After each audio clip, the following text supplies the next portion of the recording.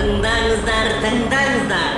Құз төресі бүркіт жан-жануарлар арасында өтетін қазақша күрес сайыста шақырады. Сайыста жеңіп шыққан балуанға арнаған арнайы сыйлық бар. Бұл сайыста қазақ даласының түкпір-түкпірінен келген балуандар күш сынасады. Қанекей кім күштеген? Тыңдаңыздар. Құз төресі бүркіт жан-жануарлар арасында өтетін қазақша күрес сайыста шақырады.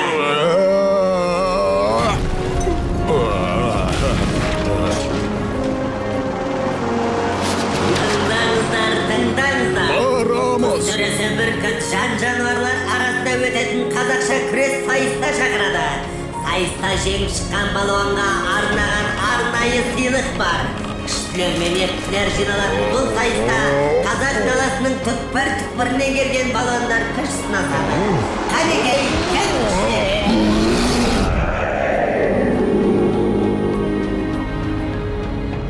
Бұл жарыста жеңіске жету оңай емес. Саған көп жаттығу қажет, балам. Қазірден бастап дайындыққа кірісейік. Мен дайынмын. Төзімді бол. Бұл да балуанға аса қажетті қасиеттің бірі. Жарты жолда жігеріңді жасытып алсаң, жеңіске жету қиын болады, ұқтың ба? Ұқтым. Ал енді мына қапты тастарға толтырып әкел.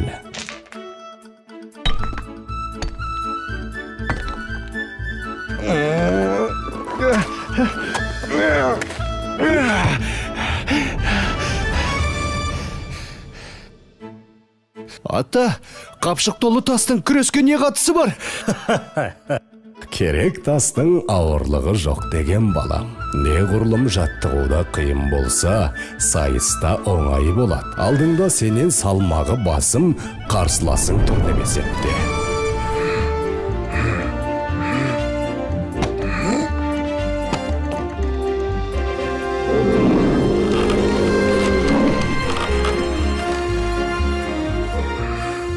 Өзіңнен күші басым қарсыласыңды әдіс айламен ғана алуға болады.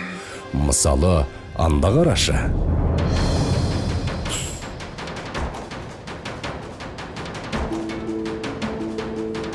Міне, екеуінің күші тең емес. Алайда кішкентай Дәуіттің әрекеті үлкен жыланның бетін қайтарды. Түсіндім, ата.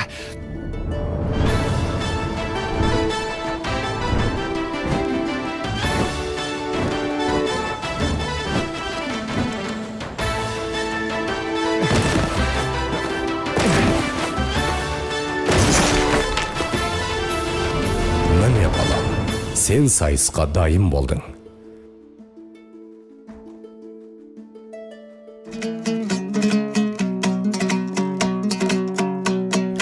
Қой болсақтан момынды, күдірейтіп жонымды, сөз сөйлесем қонымды, шешіп алмас тонымды, азулыға алдыртпай, қарсырқарды салдыртпай.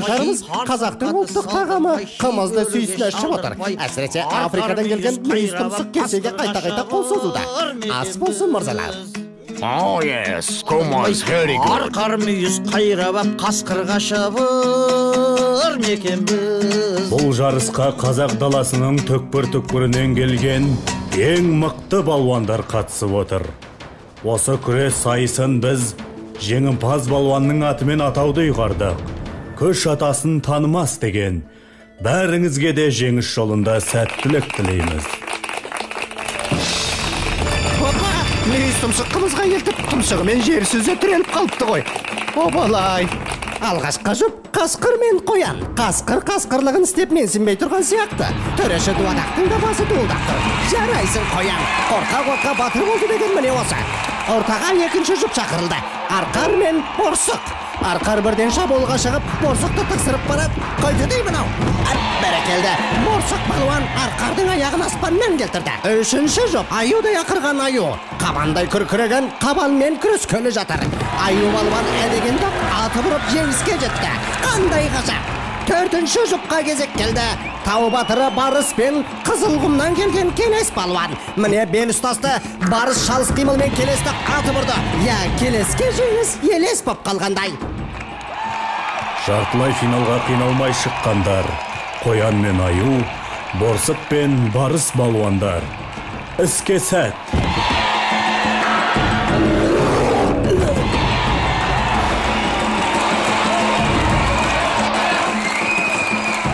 Міне көптен күткен ақтық сайыс келіп жатты. Орман алыбы Аю балуан мен Тау батыры Барыс балуан. Кім жеңеді? Бүкіл қазақ даласы көз тігіп отырған бұл сайыста қай балуанның күші басым болар екен. Жайқын күш иесі Аюдың темірдей құрсауынан Барыс ептілігінің арқасында тағы да сытылып шықты. Аю қалай лақтырса да Барыс аяғынан тік түсуде. Қандай ептілік, қандай төзімділік. Барыстың жеңіске деген жігеріне таңданбас қамал жоқ. Мұндайда әдіс айла артық етпес еді. Өзіңнен күші басым қарсыласыңды әдіс айламен ғана алуға болады.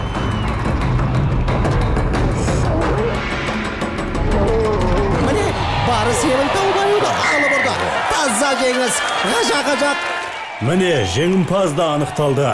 Барыс балуанның құрметіне бұл сайысымыз ендігі жерде Қазақстан барысы деген атпен өтетін болады.